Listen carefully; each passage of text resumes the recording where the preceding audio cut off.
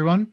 I'm Paul Pepis, Director of the Oregon Humanities Center at the University of Oregon, and I want to welcome you to the third public lecture in the OHC's series on this year's theme, Convergence, Intersections Between the Sciences and the Humanities. At a moment when the humanities and the sciences are subject to growing skepticism and critique, when the humanities are being pressured to demonstrate their value in quantitative terms, when questions of ethics and justice regarding technological change and scientific innovation are increasingly pressing, and when the U of O is nearing completion on a new applied science campus aimed in part to access industry funding, we originally organized the Convergence lecture series to highlight key areas of human experience where science and the humanities intersect, as well as areas of divergence where science and the humanities could be brought into more productive relation. With the advent of the coronavirus epidemic, our theme has only become more urgent. Our speaker today is Dr. Paul Root Wolpe, the Raymond Shahnazi Distinguished Research Chair of Jewish Bioethics, Professor of Medicine, Pediatric, Psychiatry, and Sociology, and the Director of the Center for Ethics at Emory University. Dr. Wolpe will deliver this year's SEDEC lecture in the humanities. The Oregon Humanities Center SEDEC lectureship was established by a generous gift from two of the OHC's loyal Portland supporters. The title of the lectureship refers to the Hebrew word for righteousness or justice. The lectureship was inspired by the Ethics After the Holocaust conference held at the U of O in 1996 and by the life and work of the Lithuanian French philosopher, religious thinker, and Nazi prisoner of war, Emmanuel Levinas. Levinas made personal ethical responsibility to others the primary focus of his philosophy. Together, the inspiration for the SEDEC professorship, our theme of convergence, as well as the moment in which we find ourselves, help explain our choice of Paul Root Wolpe as this year's SEDEC professor. The intersections between science and the humanities and ethical responsibility to others have always been central to Dr. Root Wolpe's work and writings. His scholarly work focuses on the social, religious, and ideological impact of technology and biotechnology on the human condition. He is the editor-in-chief of the American Journal of Bioethics Neuroscience, president of the Association of Bioethics Program Directors, a fellow of the Hastings Center, and a fellow of the College of Physicians of Philadelphia, the country's oldest medical society. For 15 years, he served as the senior bioethicist at NASA. Winner of the 2011 World Technology Network Award in Ethics, Dr. Wolpe was named one of Trust Across America's top 100 thought leaders in trustworthy business behavior, has recorded a TED Talk with over 1.5 million viewers, and was profiled in the November 2011 issue of The Atlantic magazine as a brave thinker of 2011. Chosen by the Teaching Company as a Superstar Teacher of America, Dr. Wolpe has appeared on shows like 60 Minutes and has been featured with a personal profile in the Science Times of the New York Times. If you have questions for Dr. Wolpe at the end of his talk, please type your questions into the chat feature of Zoom. You can access the chat feature by hovering over the bottom of the Zoom window with your cursor. The questions will be moderated by me and my co-hosts, and I will share them with Dr. Wolpe. This talk is being recorded and will be available for viewing tomorrow on the Oregon Humanities Center's website and YouTube channel. While Dr. Wolpe had originally planned to speak on the topic of deep ethics in the age of the algorithm, he decided to shift his topic in light of our current circumstances. Today, he will be sharing his insights on ethical challenges of the COVID pandemic. Welcome, Paul. Thanks so much for joining us. It's my great pleasure to be here, and thank you so much for inviting me. My only regret is that I can't actually come out there and be in Oregon, a place I love, and be with all of you personally, but maybe at some point we'll be able to change that and I can come out and visit.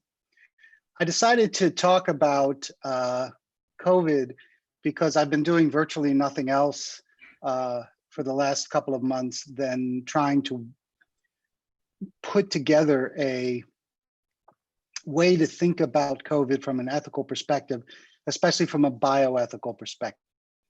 So first I want to say a few words about ethics in general and my kind of quirky view of ethics. Then I want to talk about 3 or 4 of the major areas of this pandemic that we've been working on as bioethicists, and then open it up for some Q&A. So first, I want to say a little bit about ethics, because it's been one of my missions to try to convince people that we're taught about ethics incorrectly. And the correct way, or in my view, or the thing that we need to remember, is something we all know, but it's something that until you hear it said clearly, sometimes people don't, the aha button doesn't get pushed, the light bulb doesn't go off. So what is that insight? So if I were to say ethics is about understanding the difference between what is blank and what is blank, everybody who's watching this would know the answer to that, between what is right and what is wrong. That's what we're taught. Ethics is about right and wrong. And I want to suggest that ethics is rarely about what is right and wrong. It is sometimes, it is in kindergarten, it is don't steal that toy from your friend and don't hit your sister. I mean, there are right and wrongs, and in our adult life, we occasionally encounter them. But the vast majority of ethical questions that we have, the vast majority of ethical problems that we confront as adults are not about a right versus a wrong. They are almost always about two rights in conflict, two values that we both want to honor and we cannot honor them both. And if you think about the ethical conflicts you've had in your life, that's what they've been about, I'm sure, in the vast majority of cases. So for example, I've been teaching ethics my whole life, my whole career, mostly to medical students, or largely to medical students. And we give them cases. And the cases are almost never about a right thing to do and a wrong thing to do. They're about a patient who wants a treatment that you don't think is in their best interest. And the question then is, what do we honor? Patient autonomy or the physician's responsibility to do what's in the patient's best interest? Now, neither of those are right or wrongs. Those are two rights, two things we care about, patient autonomy and physician responsibility, that both can't be honored at the same time. And what I want us to keep in mind as I go through some of these dilemmas that we have with COVID is they are all like that. Even the fundamental question of when we open the economy is about balancing public health safety with all of the economic issues that keeping an economy closed, economic and social issues. So as we go through this, let's think about which values are in conflict in each of these situations and what the role is of careful ethical thinking to try to parse through those conflicts and figure out how do we come to the best solution, not the right solution, because the other solution isn't wrong, it's just less desirable, worse outcome. Whatever we decide that that makes this particular solution, whatever it is, better, is the right ethical decision. And the last thing I'll say about that before I move on is, when we cast ethics as right and wrong, that means that the solution that we come to is right, and if you disagree with me, you're wrong. And of course, that's almost never true, because we ethicists argue with each other all the time and come to different conclusions all the time. And those different conclusions are equally defensible. And I may think solution A is the right one, and you may think solution B is the right one. And it isn't that I'm right and you're wrong. It's that we have weighed the competing values differently. And if you think about that ethics is about how we weigh competing values, then you begin to understand why different cultures, different times, and different people come to different ethical conclusions. Not because ethics is arbitrary, as some people like to think, but rather because different historical times, different geographical places, different backgrounds, different religious perspectives, different ideologies weigh different ethical values differently. And so when you have competing values, depending on which values are the ones that you most cherish, you're going to come to different kinds of decisions. So with that as by way of introduction, let me now talk about some of the dilemmas that have confronted us. When the COVID epidemic first began, bioethicists were immediately called into many different important conversations around the question of how we were going to deliver care. So this year I am the president, as Paul said, of the Association of Bioethics Program Directors. These are all the people that run bioethics programs in the United States and Canada. And almost all of us, or large percentage of us who work in academic medical centers or hospitals, were immediately asked by our institutions to begin to help them develop policies around how they were going to give care. Because if you remember back then, the big worry was that if this epidemic reached the proportions that people predicted, we were going to run out of hospital beds, we were going to run out of ventilators. Luckily, we haven't actually had that actualized very much in this country at all. But that was the worry. So we began to write what we call triage policies and ventilator allocation policies and other policies. My colleagues and I wrote the ones for Emory, and then my colleagues around the country wrote them for their institutions. There were some that already existed for flu pandemics, but COVID had some specific elements to it that required rethinking. So let's talk for a minute about what we had to do and how we had to think about it ethically. So the question was, we get to the point in hospital X, whatever hospital it is, where all the ICU beds are filled, all the ventilators are taken, and patients are still coming in. Now we have to think about rationing. How do we decide who gets a bed? How do we decide who gets a ventilator? And this is not, a theoretical problem. This is not a problem that you can put off or refuse to answer. It's a very pragmatic problem that you may actually have to face, and some people have already. And you have to have a process and a method to make that decision. So as we began to discuss it, one thing was very clear, that the clinicians involved and the hospital administrators involved, the very first and most important criteria was benefit and need, which are slightly different, but we won't talk about that difference here. The question is, which patient is most likely to benefit? That is what hospitals wanted to make the primary criteria. If there are two patients there and one will get more benefit out of it, we should give it to that one. The problem is, how do we define benefit? What do we mean by benefit? Does benefit mean survival to discharge? The one that is most likely to get this ventilator and walk out of the hospital at the end is the one who should get it. Or is it longer term survival? So I have some comorbidities. I have other things wrong with me. Maybe I'll walk out of the hospital at the end, but they don't think I'm going to live much longer than that. Is it life years? How many years do I have ahead of me? Is it recovery? Is it quality of life? What are the criteria for benefit? Well, hospitals already had measures of what they considered benefit. So the very first thing that were brought up were certain empirical measures that they used to decide how people were doing.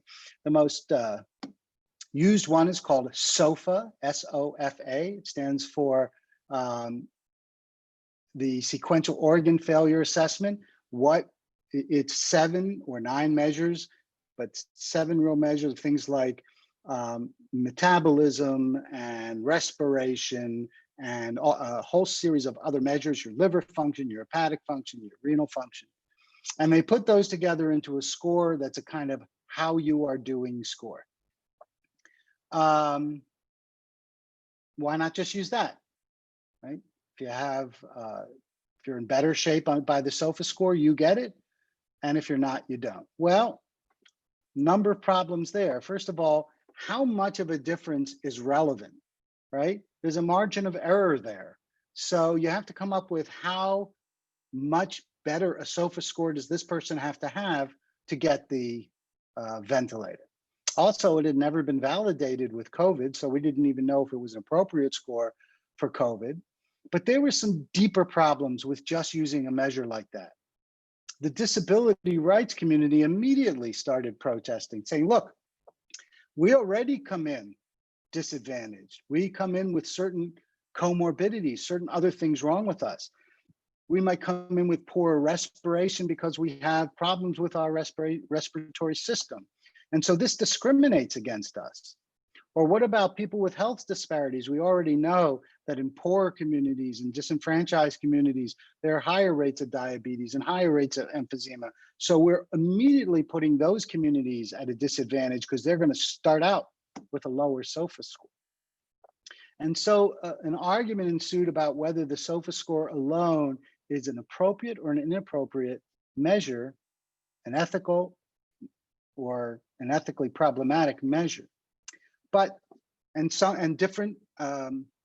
we just published a paper in Annals of Internal Medicine comparing these policies across the country, and different institutions made different decisions about that.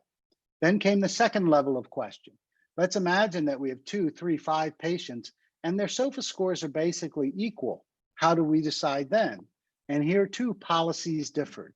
So some policy says, well, we'll give it to older patients. We'll give it to younger patients over older patients.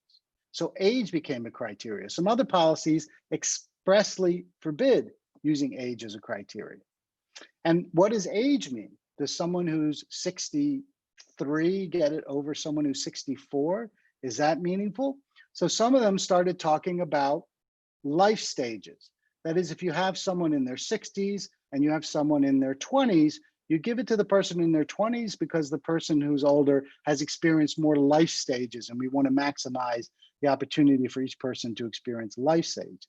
Then there were others that talked about pediatric versus adult differences. So age is, in some of these policies, is an ethical standard. In some of these policies, it's forbidden to be used as an ethical standard. Some of them use conservation of resources. So we have 2 patients who are basically at the same SOFA score, but patient A is going to need more resources, more medical resources to get to discharge than patient B. So let's choose patient B because we're worried about our resource conservation. There too, there are a lot of potentials for abuse for sicker patients and patients with disability. Then there were questions about healthcare workers. Should healthcare workers have priority over other workers? And there were 3 criteria for use that were used to say why a healthcare worker should get priority. One is reciprocity. These are people who have put themselves at significant risk working with COVID patients every day. And by healthcare workers, we mean not just doctors and nurses, but the people who clean rooms and the orderlies and others who put themselves in these circumstances. Well, there was also some pushback. What about other workers in the environment, the ones we call essential workers who are also putting themselves at risk? The second reason for health workers to have priority, all other things being equal, is because we want to get them well and put them back on the front lines where they can treat patients again and help fight the COVID pandemic. So it's a very pragmatic reason.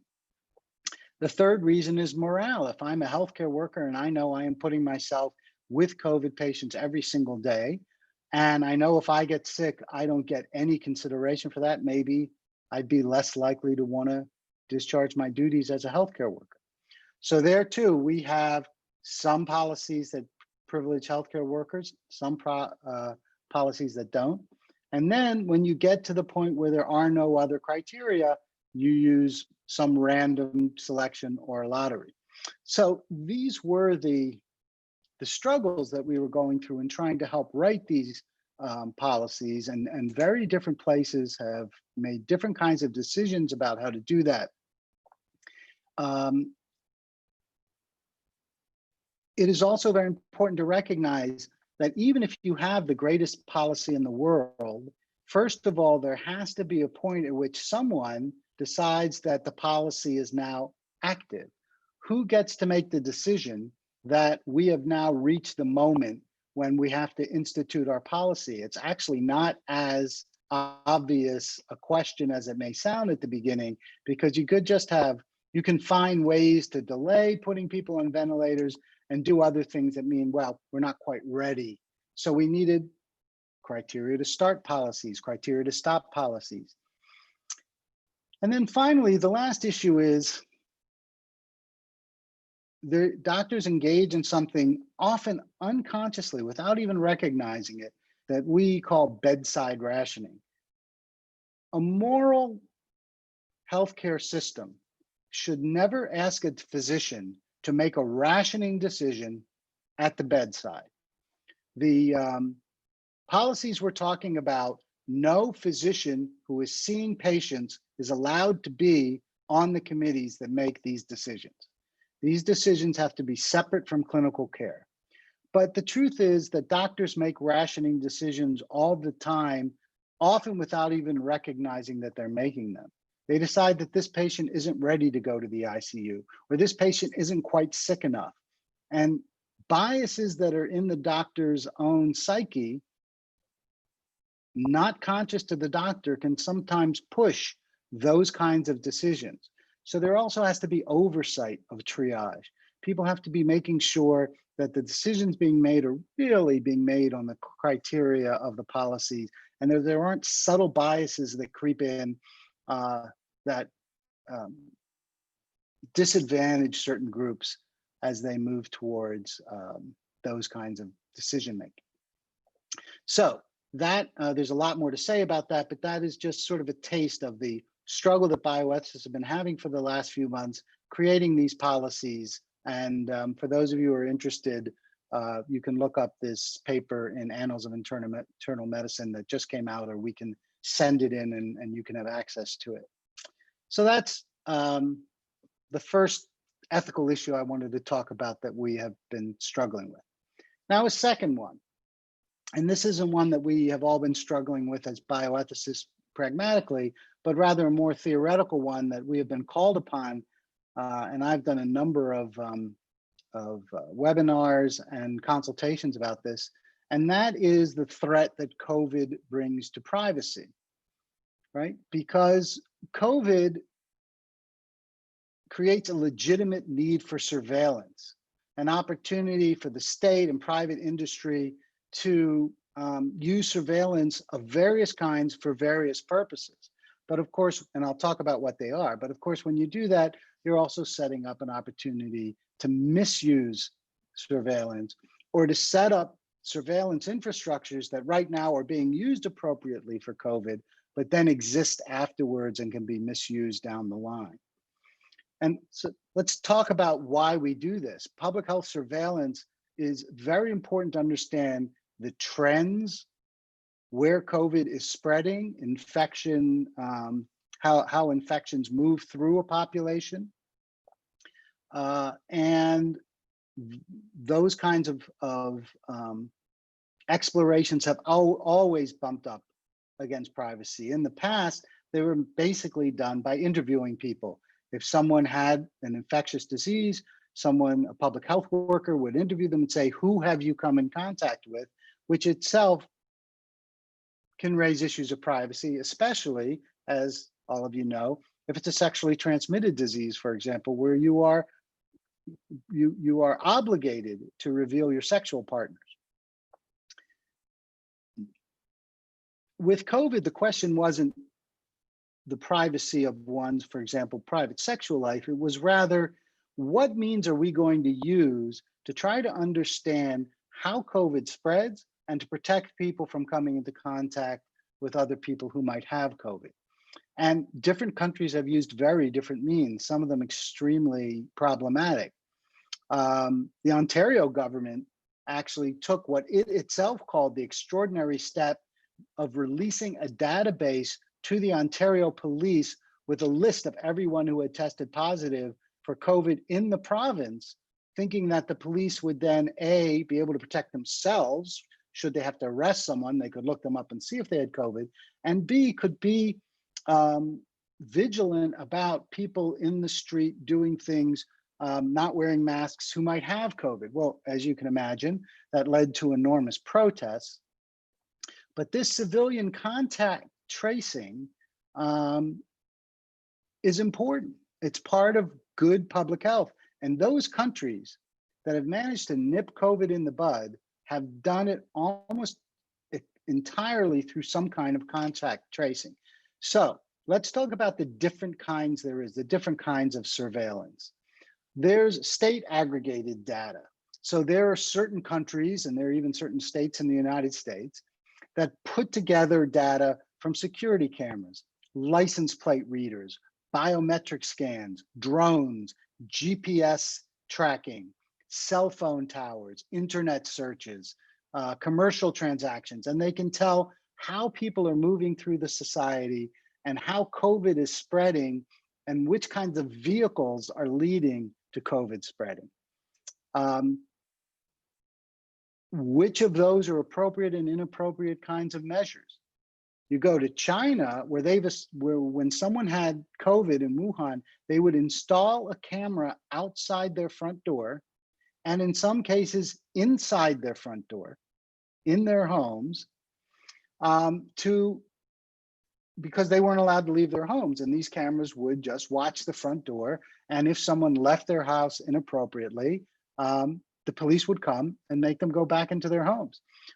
Then they also created, the QR codes, the square QR codes that you can point your cell phone at, and so they gave people color-based QR codes that you had to show as you moved around the city, that gave you permission or not permission to be mobile there. Moscow also used a QR code system to track movements. Then there are cell phone apps. Singapore was the first to put together a cell phone app and put that in place using smartphones. South Korea used GPS.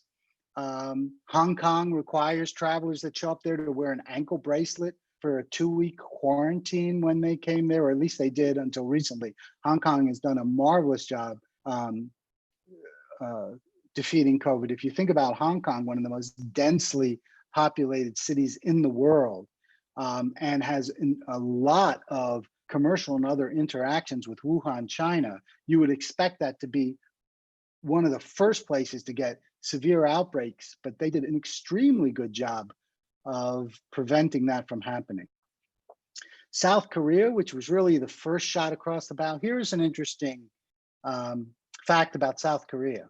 The first publicly identified patient with COVID-19 in the United States was announced as having been identified on January 20th, 2020. The first patient found to have COVID in South Korea was identified and announced on January 20th, 2020. So on the same day, the first patient in the United States and the first patient in South Korea. And yet, South Korea never shut down its economy, is now, has very few new cases per day. Their economy is back open. And they did that through strong contact tracing from the beginning and massive testing. By the end of March, South Korea, which has 83 million people, had already done 400,000 tests that showed them exactly where COVID was, where it was spreading, and which areas they had to contain. At that same time, the United States, with 325 million people, had done 40,000. And so the reason that South Korea beat COVID and we didn't was because they immediately started significant contact tracing and testing, and we didn't do either. And they did it with phones, they did it with GPS, credit card transactions, cameras. I mean, they used a lot of these tracing technologies that we would think of in the United States, perhaps, as being violations of our privacy. And yet still, officials in the United States, and at least 3 states, are using these kinds of technologies already. In 3 states, for example, they're using, believe it or not, one of the places where COVID is really rampant is in prisons. So there are 3 states that have started programs where they use artificial intelligence algorithms to listen into every phone call every inmate makes. And the algorithm identifies if they say keywords like disease, cough, virus, and then will target that inmate as someone that needs to be interviewed or needs to get health intervention. It's called Veris software. Then what happened was Apple, and some of you probably know about this, of course, Google and Apple got together. So they wanted to create a cell phone app. As I said before, Singapore, with an app called Trace Together, which was launched in March, was the first Bluetooth-based contact tracing app. And as soon as someone got COVID-19 was identified, the Singapore authorities would look at their phone's Bluetooth history, identify where they were, where they traveled to, and begin to tell people that they may have come in contact with someone with COVID. And also Ghana, Iceland, India, Israel, Norway, a number of other countries have used that in GPS-based tracking. Google and Apple got together for the first time. They're usually rivals, leading to some of the sort of online cynics to call them Gapple. So Gapple got together and developed a phone app to collaborate on a phone app that was voluntary. So with this, you download the app voluntarily, you put in your COVID status, and now your phone knows that you're COVID positive or that you're COVID negative. And as you move around in the world, it looks out at other phones that also have the app, and it says, oh, you've come in contact with someone who's COVID positive. We can tell because we saw their app and they said they're COVID positive. So it was a attempted voluntary app. They use one like that in Israel, by the way, which almost a third of the population has downloaded and is using. Of course, there are a lot of challenges with that. It's only worthwhile if a large percentage of a population use it. There are other kinds of problems with it. If you live in a dense apartment house and you've got this on your phone, your Bluetooth can see all the apartments around you. So you may not actually have come in contact with your neighbor who lives above you, but your Bluetooth thinks you have because it sees his phone and he's COVID positive. So there were all of those kinds of problems that these technologies have. Apple and Google were very careful to set strict privacy rules about it. They don't collect any other personal data. They don't give that data to a central authority. The idea of this was each individual gets to control that for themselves. Europe came up with a different view, something that they called DP3T, which is decentralized privacy preserving proximity tracing. Germany, Australia, Switzerland, Lithuania, a bunch of others are developing it. The same thing, but on a much broader scale. The United States doesn't like this, the United States government, and neither does France, Norway, or Britain, because they say that's fine, but it isn't doing what we need, which is to really trace where this epidemic is going on a broad scale, not just so that I know, but so that the government can tell where it's spreading to so they can implement public health measures. Now, we don't know if any of these strategies are really working. I mean, any of these app strategies. And there are also technical problems, interoperability, like which phones they work on and don't work on, and things like that.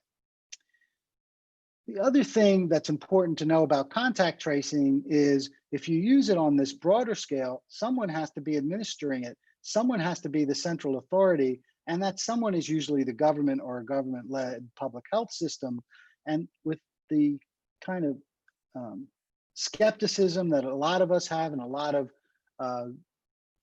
countries have about how their governments are going to use this kind of data, it then becomes, there can be a lot of public resistance to it, either because they think it'll be misused now or in the future. And there are examples already of governments misusing it. The Syrian government has been accused of intentionally engineering malware, really bad kind of software, into their contract app software, hoping that as people get it, it will actually disable their phones because in certain regions that the Syrian government is fighting with. There are also, of course, other examples in Africa. Some countries have been accused of using very heavy-handed methods once they find out where COVID is spreading to suppress people from leaving their homes or leaving their villages. And a number of countries have been accused of different kinds of hidden agendas. So when we talk about ethics and values in conflict, you've got a fundamental value of wanting to protect the public health. You've got a fundamental value of wanting both privacy and freedom from government coercion. And those things may not all be able to be realized in these kinds of situations in the situation of a pandemic.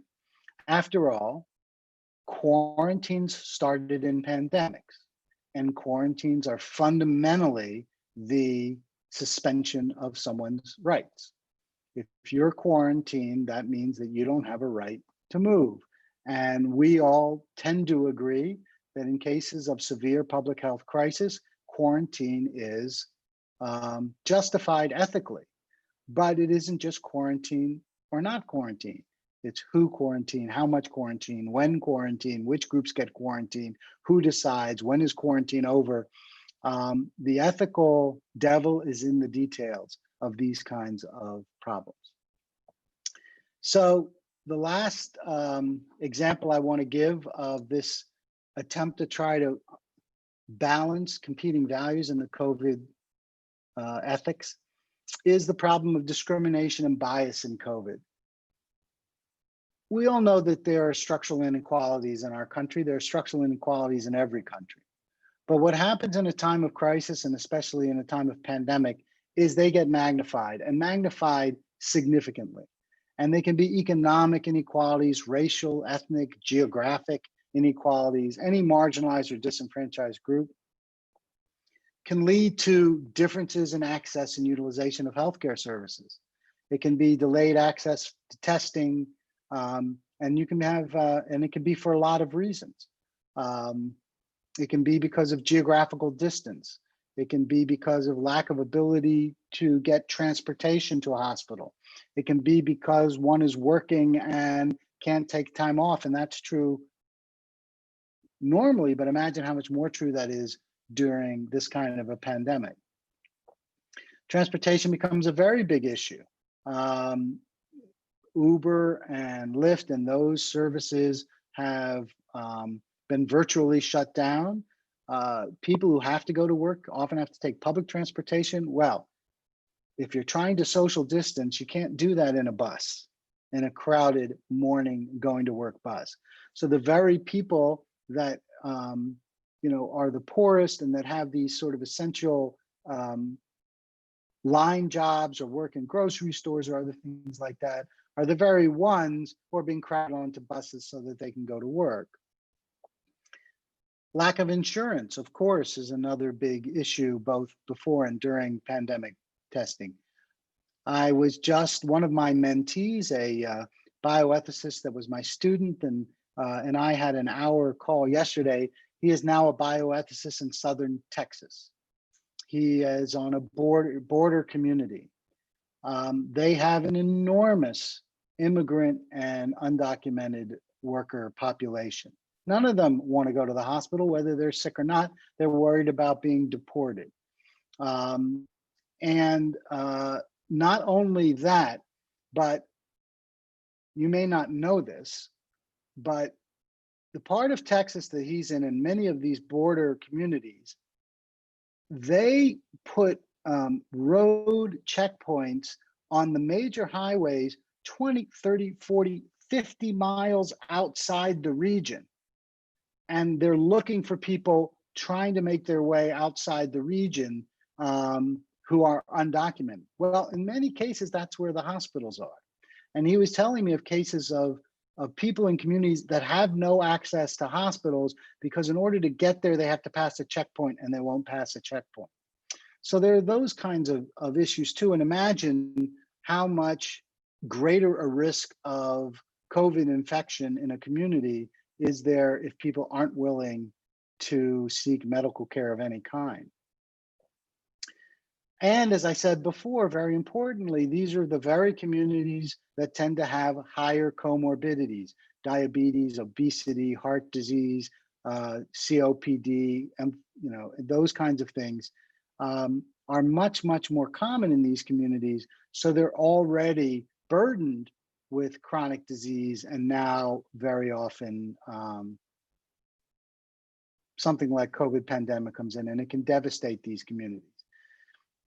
One of the worst hit set of communities in the United States are Native American. Native American reservations have been very badly hit by COVID-19. And there's another example where we have created these enclaves that are underserved, disenfranchised, and then get hit with these kinds of diseases. And the Indian Health Service is the one that is supposed to cater to them and to their health needs. I worked with the Indian Health Service for a while when I was much younger, and they're deeply underfunded and under-resourced.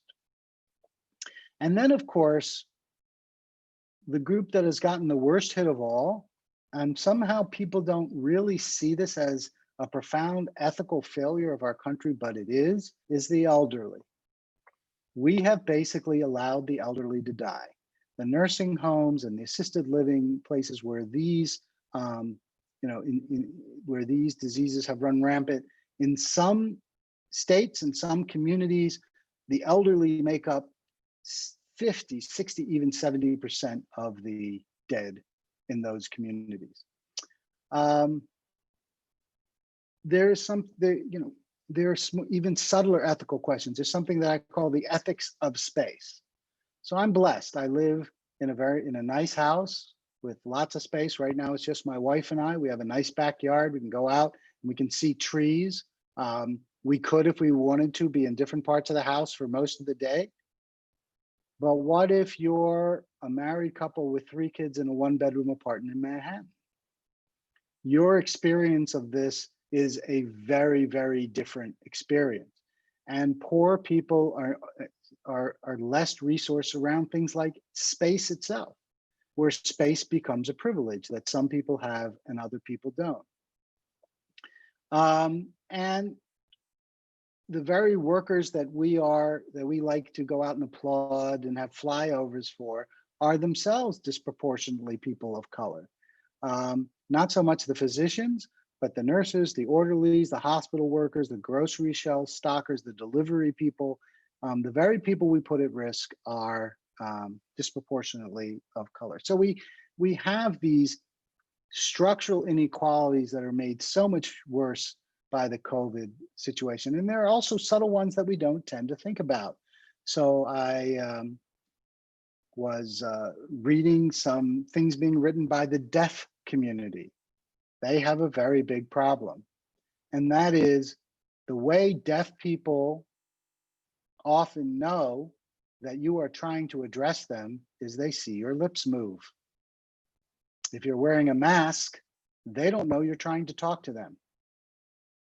And so it's bad enough as they try to understand you by reading lips, but even if they can't read your lips, they at least can see your lips moving and communicate to you that they're deaf and they can't understand you. There have been some deaf people who have been assaulted because people were talking to them or yelling at them, and they had no idea because they couldn't see their faces, and the people considered them to be ignoring them or being rude or being disobedient. So there are subtle things like that that we don't, if we're not part of the deaf community or have people in our lives who are part of the deaf community, we may not even see those kinds of subtle and problematic issues of discrimination. And then finally, what's going to happen when we quote unquote reopen the economy? You're going to see there too all kinds of subtle and problematic discriminatory situations of all kinds. Who gets to work from home and who doesn't? White collar workers are much more likely to be able to work from home with the kind of work they do than blue collar workers. And that of course also breaks down into class and race categories. And the thing that worries me the most, and this is sort of a general issue, not just about race, is second wave. So I will close with just a word about this. So the CDC is here in Atlanta, and I have had we have a close relationship with the Centers for Disease Control, and I was talking to a very highly placed person there. And he wrote a couple of articles with his colleagues in 2007 where they examined the 1918 flu epidemic very closely. And as many of you probably know, nobody knows how many people died in that epidemic for a variety of reasons. It could have been as few as about 20 to 30 million and as much as 100 million. No, it's really that big a difference, and nobody knows because they didn't keep records in many parts of, this is all over the world. Many parts of the world, they just didn't know what people died of, and they didn't keep records of who died back then. But as many of you probably know, the first wave of that epidemic was terrible. It was very much like this one. And when it was over, people thought it was over. And that was in the spring. It was March and April and into May. And then it started to decline in June because flu is seasonal. Whether COVID is seasonal is a big question. And it doesn't look like it is, because flu does not infect as much in hot climates. And yet Singapore and Australia, it was the middle of their, it was in hot summer when COVID hit them. So it declined in the summer of 1918. And then in the fall of 1918, tens of millions of people died. The second wave of the 1918 flu epidemic was much worse than the first. That could happen here too. We don't know. COVID does not behave like influenza, so we just don't know. But all the epidemiologists believe there will be a second wave. And the great question for us isn't so much, how do we prevent a second wave? We got to do that to the degree we can. But what is going to be the social, cultural, and psychological impact of reopening our society, which I'm not saying we shouldn't do. There's issues to talk about there too. Just a quick side. For those people who are adamantly about not reopening society, we also have to pay attention to the downsides of sheltering in place. Domestic violence is up 77% in Fresno, California. People are not going to hospitals for heart attacks and strokes because they're sheltering in place, and they don't think they should. We don't know what's happening with things like child abuse because child protective services are not visiting homes right now, right? So there are significant negative aspects to not reopening workplaces and letting people out of their homes. It isn't a simple calculus. It is, once again, trying to balance the goods and the different values here. But I really worry about what's going to happen in a second wave to our society with the need to reclose society and to re-shelter in place and to close down some of these businesses that had just reopened and saw perhaps an opportunity to save them, save their businesses.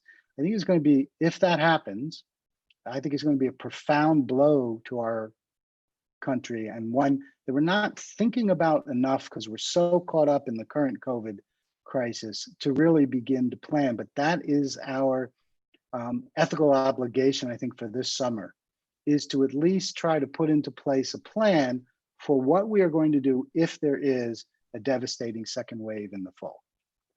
So I'm going to end here, and these are just some of the things that ethicists around the country are working on, some of the questions that were being asked, some of the really difficult dilemmas that we are trying to help people deal with.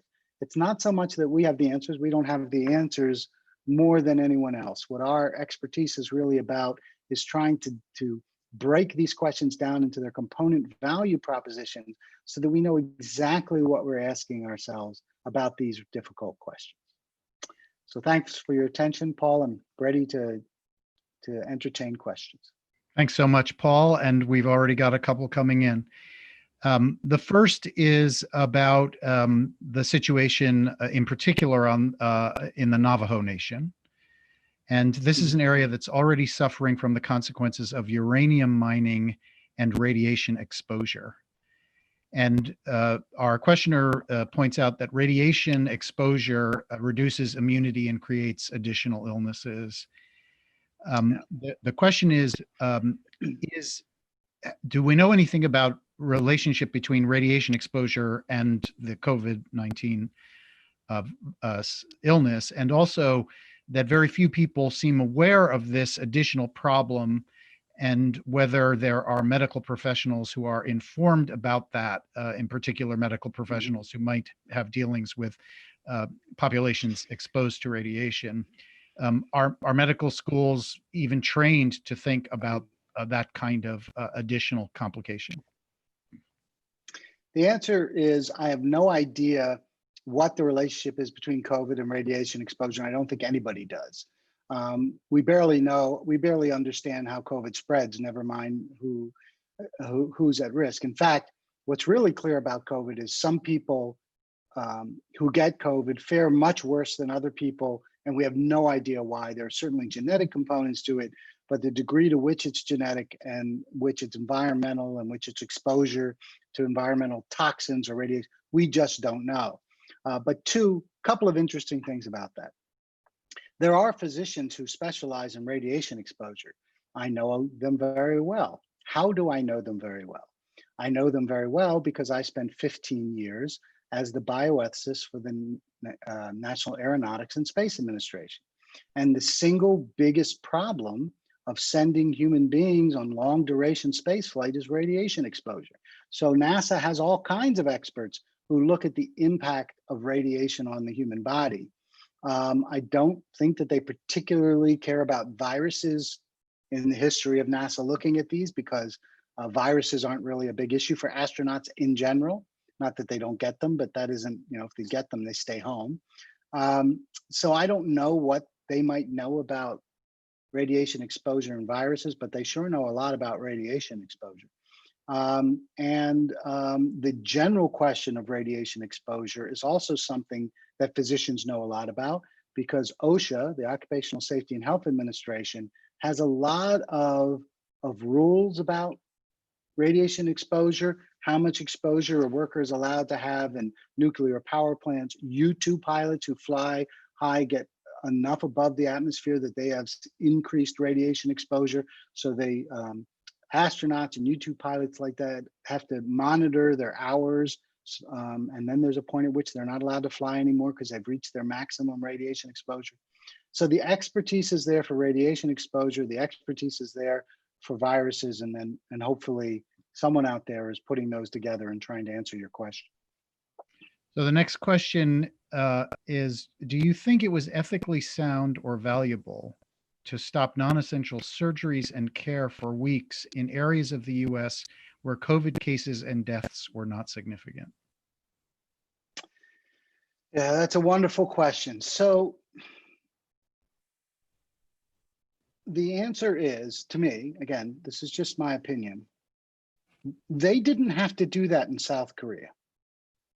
They didn't have to do it in South Korea because they immediately started testing. They immediately started contact tracing at a time where our government, and I don't want to get political here, but this is fact, not partisanship, when our government was still considered this to be not much of a big deal and even a hoax. And so if we had done in this country what South Korea did, taken it seriously from the beginning, done contact tracing from the beginning, even personal contact tracing, never mind electronic, if we had immediately started a testing program like South Korea did, we would have known we don't have to worry about this area. It's not reaching this area. Therefore, yes, we could allow elective surgeries and things in this area. It was because of the failure of this country to manage COVID the way it should that we had to put a blanket rule of shelter in place virtually nationally, because we didn't have the data to let us know where that was important and where that wasn't important. And right now we still see outbreaks happening here and there and in different cities and in different places without any knowledge of how that's spreading. We still don't have the contact tracing and testing in place in this country that South Korea did months ago. And that's why their entire economy is open, all of their elective surgeries happening, and ours isn't.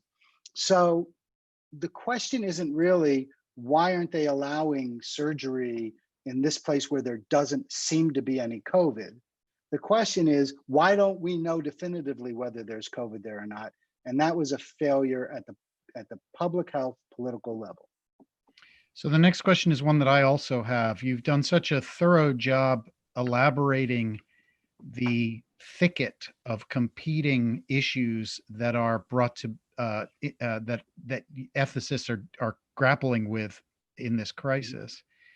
The question is, What are some of the important approaches to bridge the gap, the various gaps between these competing values? How do you adjudicate them? Yeah. So that's a wonderful question. And the answer is that there are different ways to answer this question. So the first thing I want to point out is that we agree on a lot. That is, there's general agreement about sheltering in place. Virtually, I mean, 88 or something like that percentage of Americans in polls say they believe that we should shelter in place. So the truth about ethics is the vast majority of ethics we all agree on. The reason we think there's such ethical disagreement is because we don't talk about the places where we all agree. We only talk about the places where there's disagreement, the margins where there's disagreement. We also have ways to adjudicate ethical disagreements. We adjudicate them in courts. We adjudicate them in our legislative bodies. We adjudicate them in local government in a regulatory way. But we also do it, I'm a sociologist by training, actually, my PhD is in sociology.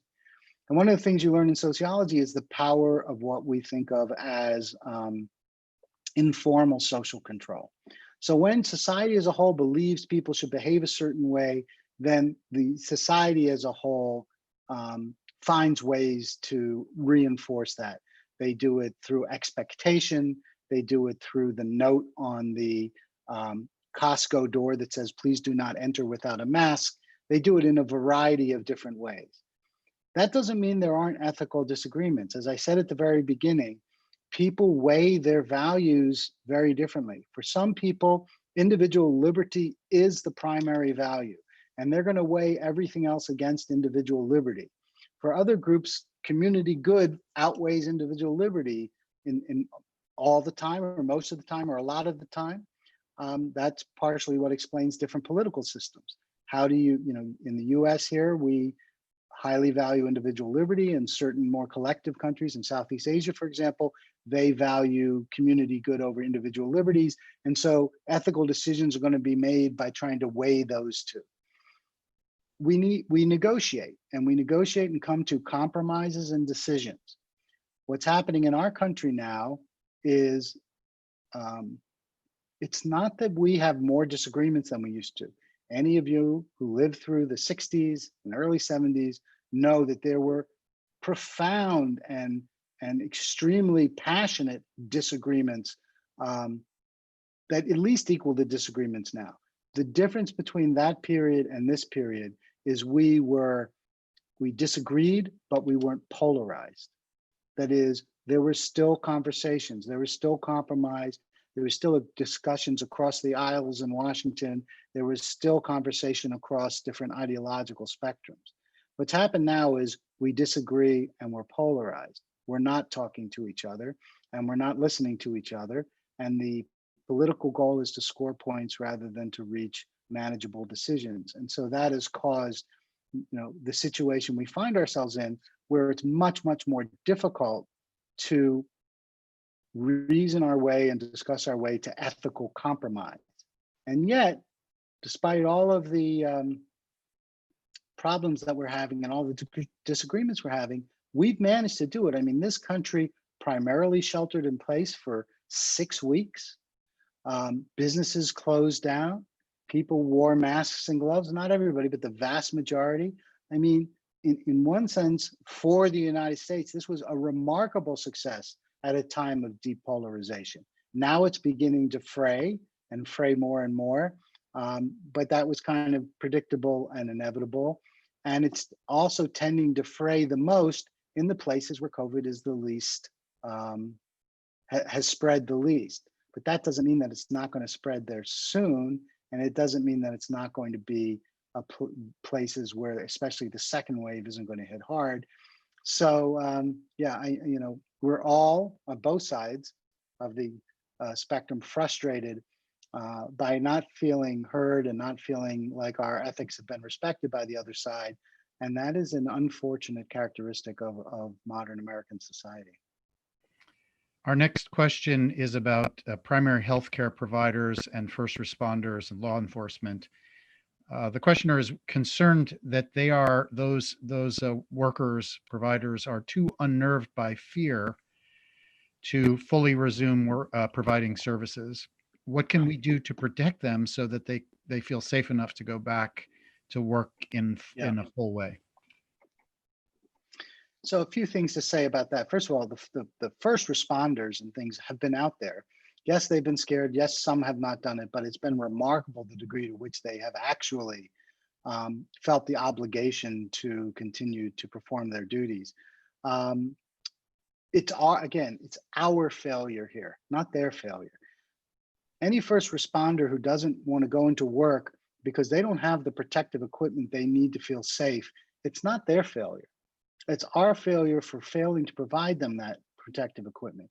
It's like the healthcare workers at the beginning when masks were running out and gloves were running out and gowns were running out and protective face shields were running out.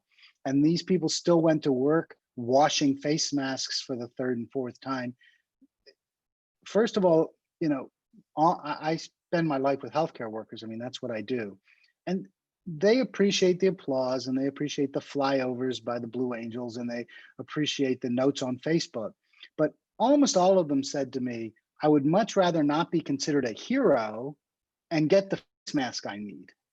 Thank you for the applause, but can you get me the equipment I need, right?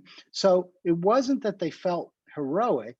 They actually felt unappreciated because it's very easy to applaud, but it takes a lot of work to mobilize the society to get healthcare workers the actual protective equipment that they needed.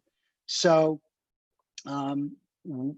if we have frontline responders and first responders who are not going to work because of COVID, my response is, what are we doing wrong to make them feel unsafe about going back to work? Not, why aren't they going back to work? And I know the questioner wasn't assigning blame there, but there are people who do.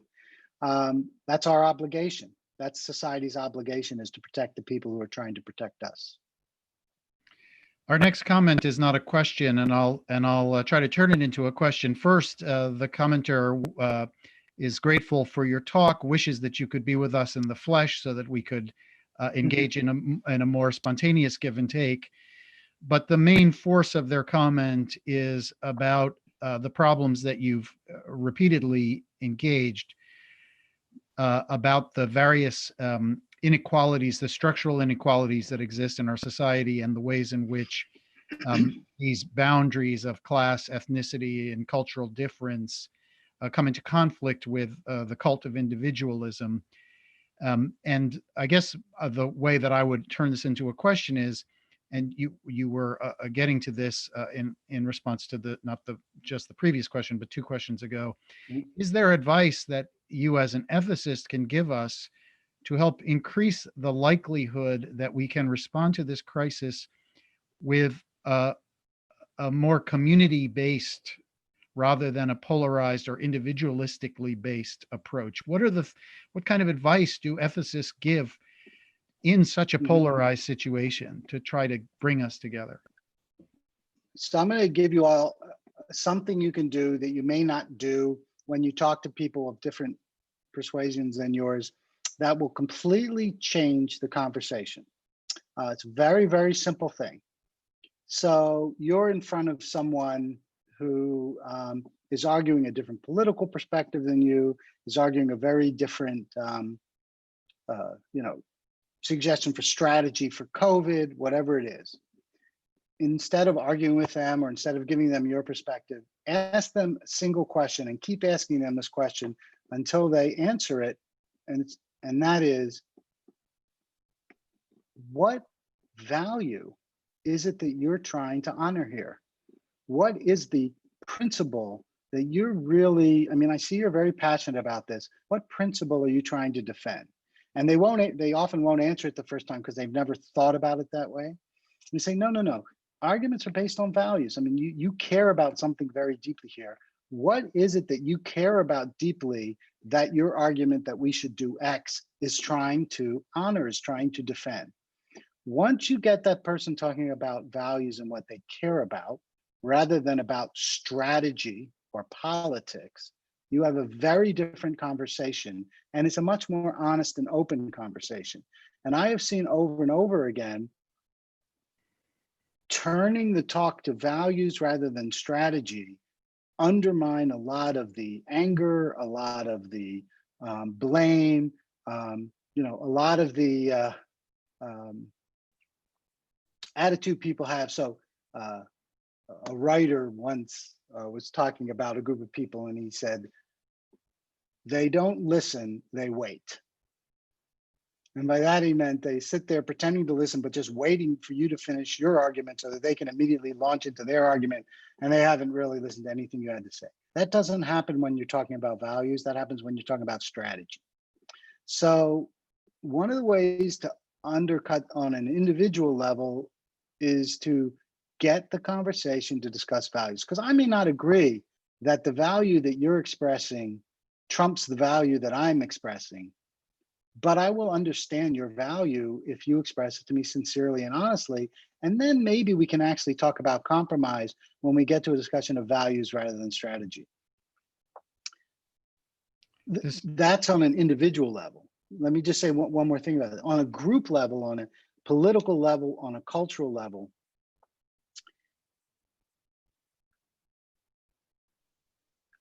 we are not going to be able to conquer that problem in the United States until we have changes of leadership. And the kind of leaders, I mean, we are electing uncompromising leaders. We are electing extreme leaders, and we don't have the political courage to stand up to them. And our elected officials don't have the political courage to stand up to the extremism that, by the way, a minority of their constituents actually believe in. And so, I don't have the magic answer, but I do. There's a secret we ethicists have, a secret weapon we ethicists have. And the secret weapon we have is everybody thinks they're ethical. Everybody. Criminals think they're ethical. Bernie Madoff sitting wherever whatever cell Bernie Madoff is sitting in. If you talk to me, he'd say, well, basically I'm an ethical person. The truth is almost everybody thinks they're ethical. They may have made mistakes, they may have done bad things, but they're basically an ethical person. So if you can get an ethical person talking about ethical truths and ethical values, you've gone more than halfway towards actually clearing away the detritus of the kinds of unproductive conversations that we tend to have, which is really about scoring points more than it's about trying to, come to some kind of reasonable solutions to problems. Our next question draws a distinction between morals and ethics. Do morals play a part of ethicists' evaluations? That's the first part of that question. Well, let me say just a word about that. So in the ethics biz, there are different definitions of what the difference is between ethics and morals. And not everyone agrees about how we should use those words differently. And I don't like to get caught up in the difference when we're having general conversations, because I think it distracts us. But I will tell you this, that in general, technically, the way we tend to use those, even though even ethicists often use them interchangeably in casual conversation, is that ethics are systems of how to behave, and morals are individuals' translations of those systems into individual behavior. So, utilitarianism is an ethical system. It says that you should, consequentialism, you should do what has the best outcome, is an ethical issue, is an ethical procedure. But you as a person, your morals can, we've discovered this in studies, that people use different systems of ethics depending on what the question is they're trying to answer. So your moral system isn't restricted to a single theoretical ethical way of thinking. So morals are complex. They're often intuitive.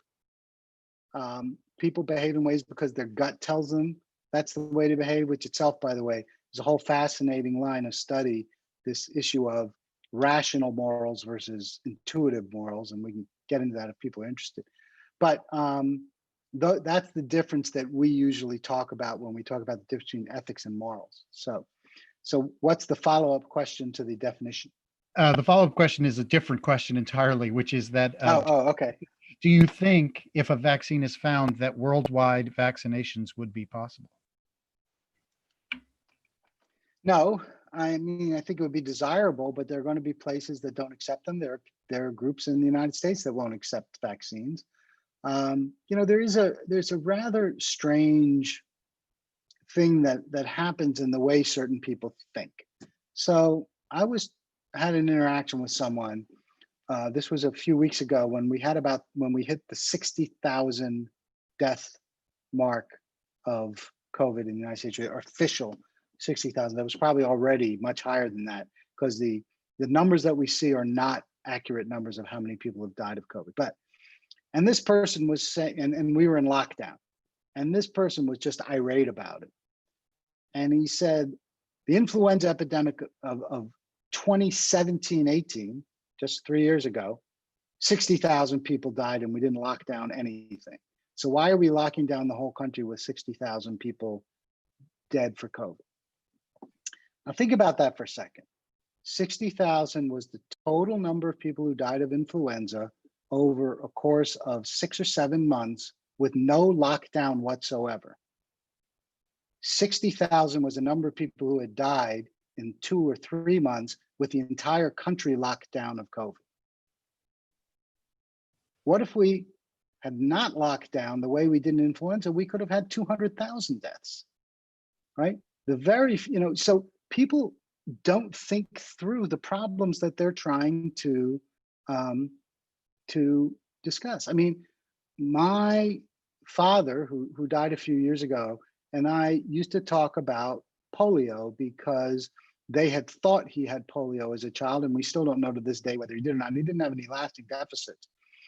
And Arthur Kaplan, who's a very well-known bioethicist in New York City now, who was at Penn, and I worked with him for 19 years, had polio as a child. And so my father and I used to talk about it quite a bit. There is no polio in the world because of polio vaccines.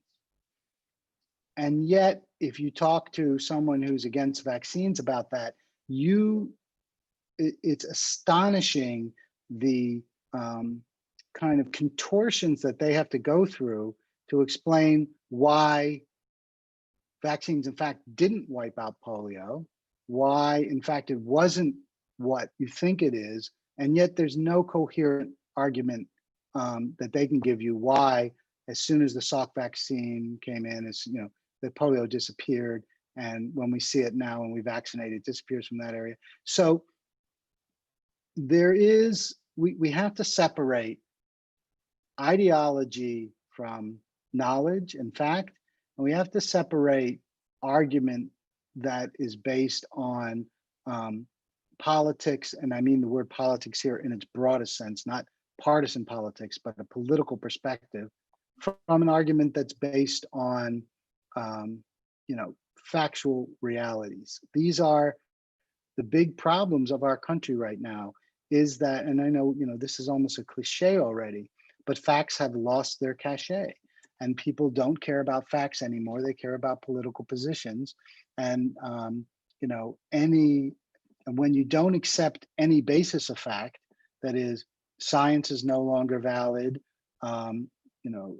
investigative journalism is no longer valid, even videotape is no longer valid. We can have people who say one thing on a videotape then deny that they say it, even though it's on videotape.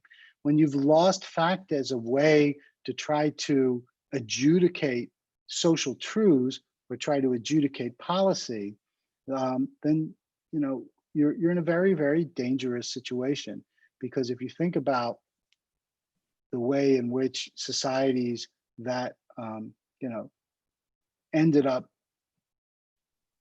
in extreme situations, whether it was Stalin and the Nazis kind of situations, or whether it was apartheid South Africa. I mean, we should think about societies that were extremely, that went to extreme measures and oppressive measures, fact was almost always the first thing to go.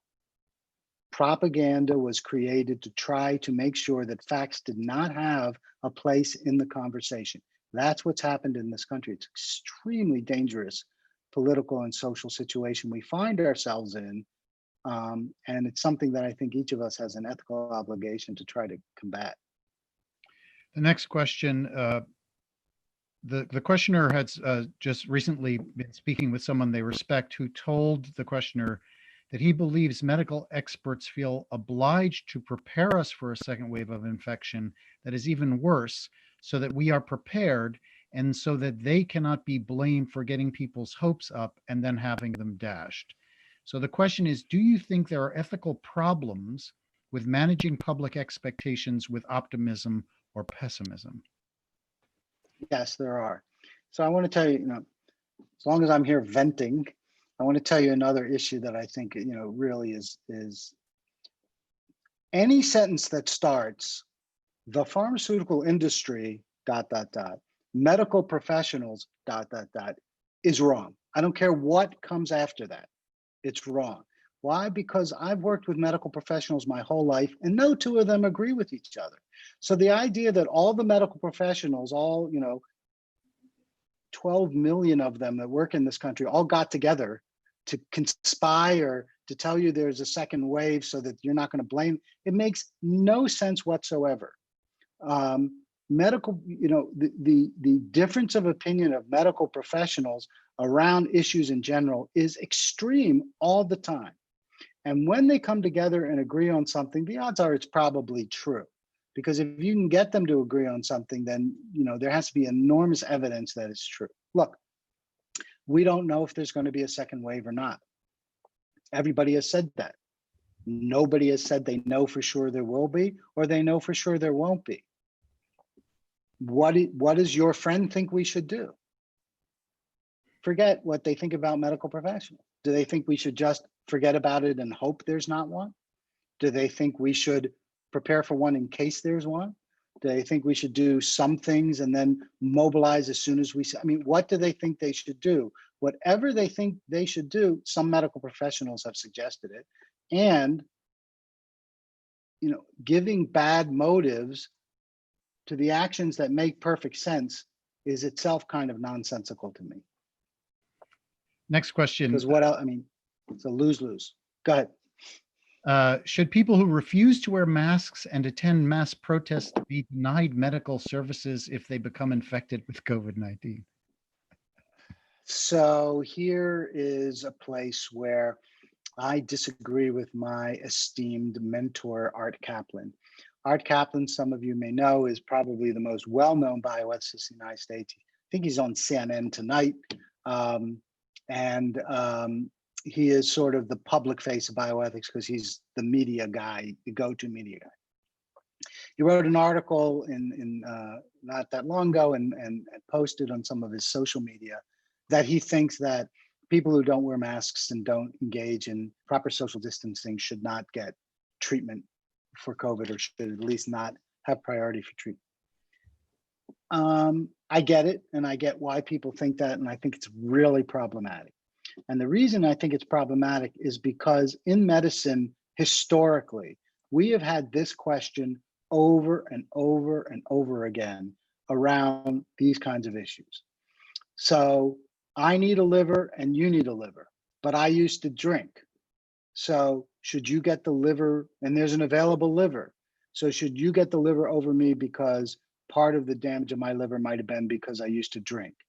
I ride a motorcycle, you ride a motorcycle. I wear a helmet and you don't. If you get into the motorcycle accident and have a head trauma, should we not treat you because, you go to McDonald's every week and have a triple cheeseburger? Well, I never go to McDonald's, so I don't know what they serve, but you have something that's bad for you and then you develop coronary artery disease. I, on the other hand, eat all good food. Should I get treatment? This question is a question that is absolutely basic to medical care. And that is, we can't start making judgments about who is and is not worthy of medical care. As soon as we start doing that, we go down a rabbit hole that, by the way, we've been down before. there have been periods when it was decided some people were worthy and other people worthy. And you know what? You want to know who wasn't worthy?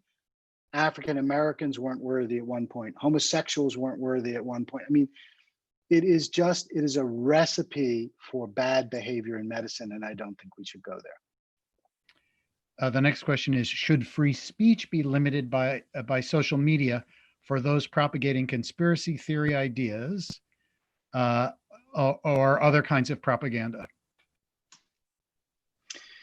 That's a tough one, and I've talked to people at Facebook and at Reddit and a few of the other big social medias about how they determine what should go up and what shouldn't go up.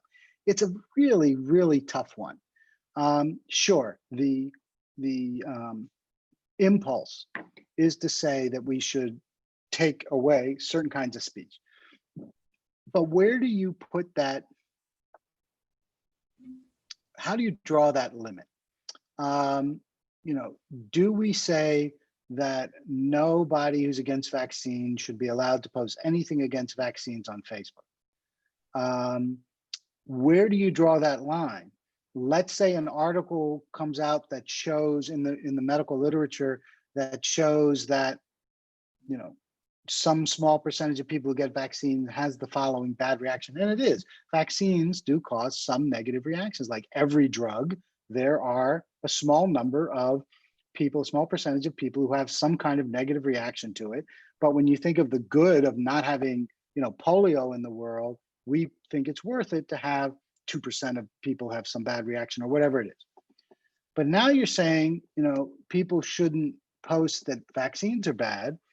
Well, what if I think that an honest 4%, I'm making this up, this isn't true, nobody write this down or tell your friends because I'm making this up as an example. Let's say we had a vaccine where 4% of the people had some bad reaction we don't want, or 5%, or 8, or 10, or 12, or 15. Where do we get to the point where we say, well, maybe we shouldn't be giving this vaccine because the harm is greater than the good? Now, if we say that people can't talk about anti-vaccination, we've shut that conversation down before it started. The problem with shutting down conspiracy theories in a draconian way is that conspiracy theories aren't a category that's well bounded.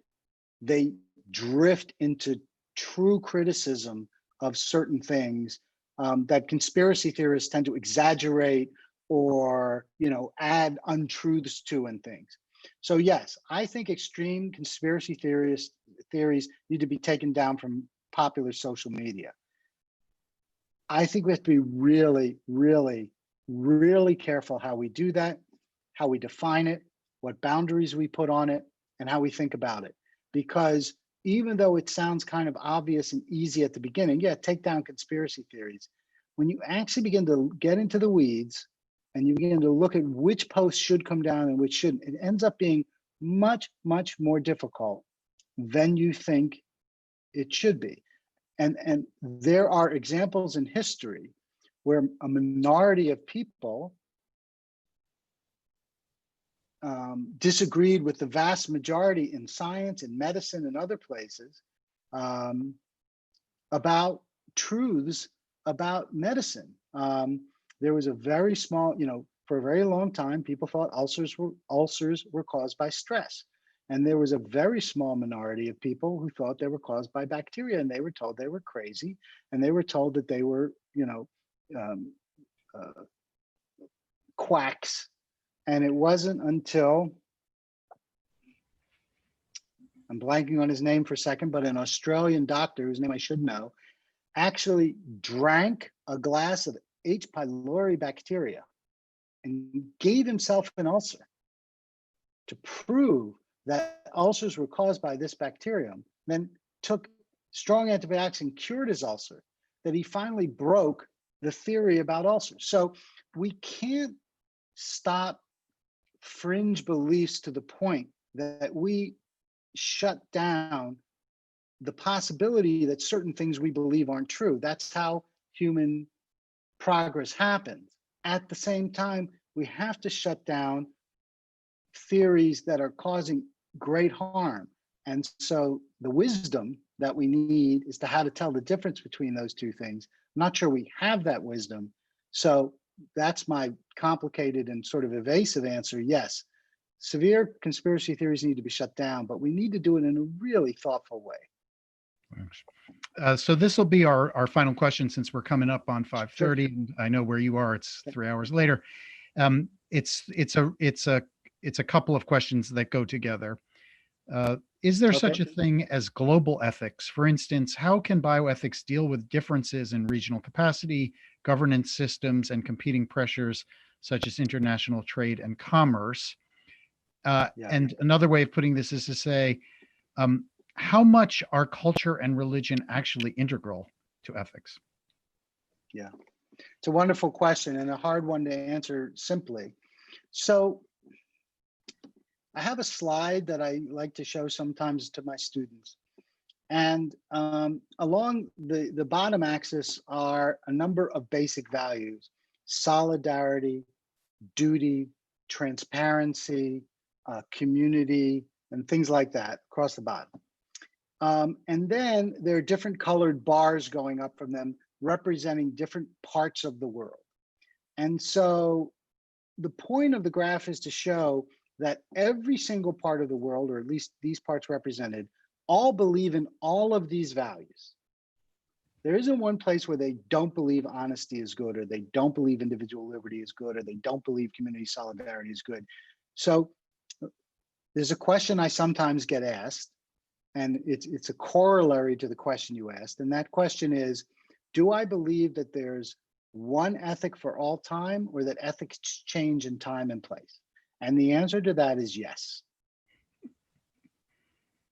Because these principles exist and are believed in all times and all places. What makes ethics change in time and place, as I said at the very beginning of this talk, and so now we've come around full circle, is not whether you believe in these values, but how you weigh them against each other when they come in conflict. So in Western society, when it's individual liberty versus community good, we tend to make decisions more, not always, of course, because sheltering in place is community good, but we tend to make decisions more on the basis of respecting individual liberty, while in certain other countries, they make decisions based more on community good or social value. Honesty is an example of that. So we believe very strongly, at least we say we believe very strongly in honesty. We don't like lies when we expose them, except for recently when our country has changed and lies seem to be the way we talk to each other. But at least in the way we say, we believe in honesty. In certain cultures in Southeast Asia, they believe in honesty too. And honesty in business and honesty in other places are absolutely paramount. However, when it comes to social interaction, they believe in structured lying. That is, they believe that social accord, having smooth social relationships, is more important than what we would think of as small social lies. And so they have very structured systems of social lying. We would think of those social lies as almost bizarre sometimes, but it works very well for them because they're very clear about when it's appropriate to tell a lie and when not. We do it too. Oh, that's a lovely baby you have there. We'll say that even if we think the baby is homely, right? Or no, you don't look fat, or whatever it is. We do it too, but we do it in a very minor way. They have whole systems of structured lying in some of these societies. And that's because in the honesty versus social solidarity scale, they value social solidarity so much that honesty takes a hit while we don't, presumably. And so again, when you turn to international interactions, that's what we need to understand. We need to understand the value set and the value priorities of those cultures that we deal with. One of the things that has happened over the course of the last century or so is that the world has converged more around Western values. This has happened very, very clearly. And in some ways, it's a loss because the value sets of some other countries were really beautiful and admirable. And yet, because of international commerce and the marketplace and the economic power of the West, in order to interact with the West, they've had to compromise their own values and make them more like ours. That being said, yes, we often do in international relations and geopolitics get into those basic clashes of values. And sometimes, and when we do, two things happen that themselves are problematic. One group in the United States will say, you see, they're bad, you see, they're evil, you see, right? And another group will try to say, well, try to understand their perspective. And as soon as you say that, the group that thinks that they're evil will begin to attack you as being accommodationist or whatever, whatever they believe. So this is a deep set human problem. It's not just a problem of modern times or of our culture. This goes back in every culture in all times. And it is the fundamental political issue. How do you, what politics really is at its best, what politics should be, is the art of compromising values so that everybody gets ahead and so that everybody can maximize their own benefit. That's what good politics should do. And in order to do that, you have to have real, honest, frank, and clear conversations with people who have different values. And if well-meaning people and honest people do that together, you find a way to compromise that doesn't violate either set of values. That's an ideal, doesn't always happen, but that is sort of the goal of international politics. And it is profoundly informed by what I think of as an ethical sensibility about politics and an ethical sensibility about intercultural interchange. Well, thank you, Paul, for that great closing answer. Thank you for your honest and clear talk today. It's been a real pleasure listening to you, and thank you so much for taking all of our questions. And thanks everyone else for joining us for Dr. Paul Wolpe's fascinating and timely talk. I invite you to join us a week from today at 4 p.m. Pacific time for our next Zoom talk in the Convergence series, Elastic, Flexible Thinking for Our Time of Change, delivered by this year's Kritikos Professor of the Humanities, physicist and science writer Leonard Mladenov. For more information on Professor Mladenov's talk and other upcoming virtual events sponsored by the Oregon Humanities Center, or if you'd like to contribute to supporting our public events and research programs, visit ohc.uoregon.edu. Thanks everybody for joining us, and we'll see you next time. Thanks a lot again, Paul, for this great talk. It's been a real pleasure. My pleasure. Bye, everyone.